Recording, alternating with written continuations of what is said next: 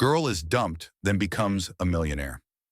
Her hands trembled as she held the phone, rereading the message that had just shattered her world. It's not you. It's me. I think we want different things. I'm sorry. I can't do this anymore. Emily Parker sat on a park bench in downtown Fairview, the cool October wind brushing her cheeks. The golden leaves swirled around her boots, but the world had lost its color. Her boyfriend of 4 years, Jake, the man she thought she would marry, had just ended everything with a text. No warning, no explanation. Just done.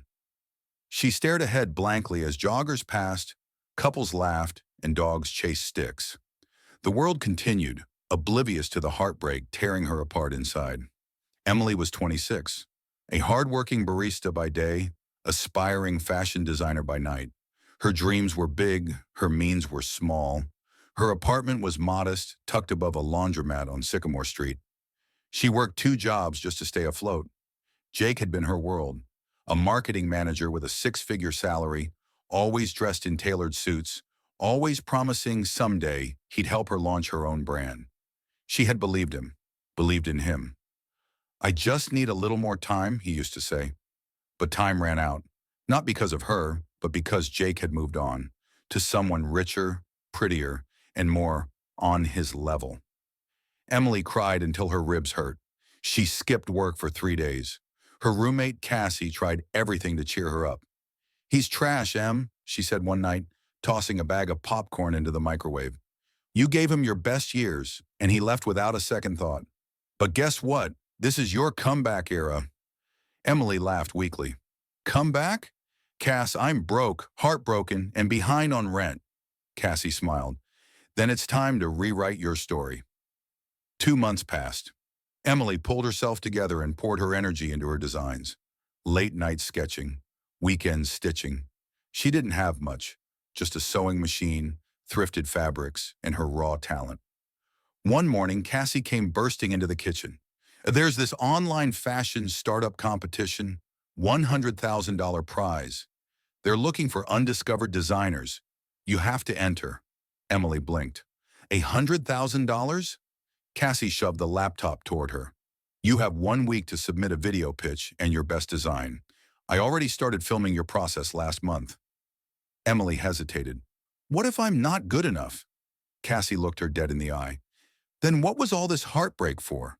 You are good enough. It's time the world sees it." Emily stayed up all night finishing her piece, a modern fusion of classic elegance and urban grit. She called it resilient.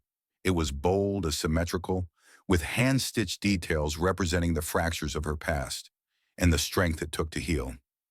Cassie helped her film the pitch in their tiny apartment. Emily stood in front of her mood board, speaking from the heart.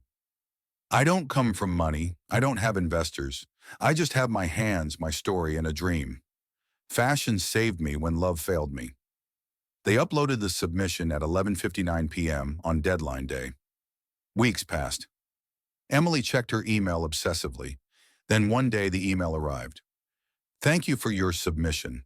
Unfortunately, you were not selected as a finalist." Emily stared at the screen numb.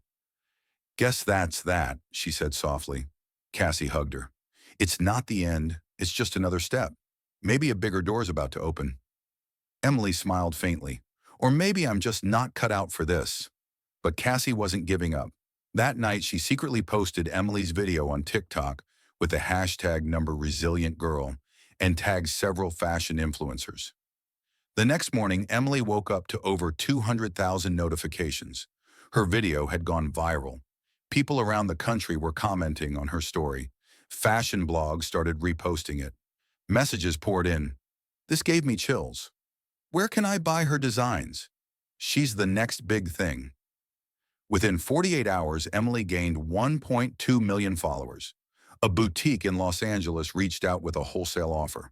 A fashion podcaster invited her for an interview. And then, the biggest shock of all, Vanessa Chase, the founder of House of Chase, one of the top luxury brands in New York, called personally. "I saw your video," she said. "Your authenticity, your eye for detail. It's rare. I want to mentor you."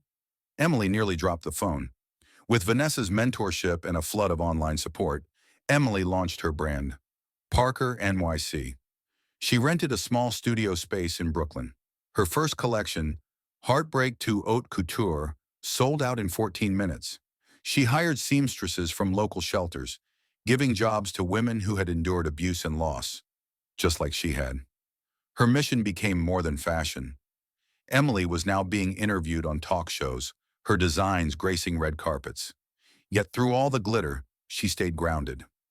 One evening, after wrapping up a pop-up fashion show in Soho, she sat alone in the studio sketching. Cassie walked in with 2 coffees and smiled. "You did it, Em. You really did it." Emily looked up, eyes misty. "I still remember that park bench. How broken I felt. I thought I had lost everything." Cassie sat beside her. "Turns out you were just clearing space for everything better." They clinked coffee cups, their laughter echoing through the room. But fate wasn't done yet. A few weeks later, Emily was invited as a guest judge for a new design competition in Chicago. She flew out, stayed in a luxury hotel, and prepared her speech for the panel. On day 2, during a lunch break in the hotel lounge, she froze. At the far end of the room stood Jake. He hadn't changed much, still in a crisp suit, phone glued to his ear. But when he turned and saw her, the shock on his face was priceless. He approached slowly. "Emily?" She gave a polite nod. "Jake." He looked her up and down. "Wow, you look incredible." She smiled, calm and composed. "Thank you." There was an awkward silence. Then he said, "I've, been keeping up with your brand.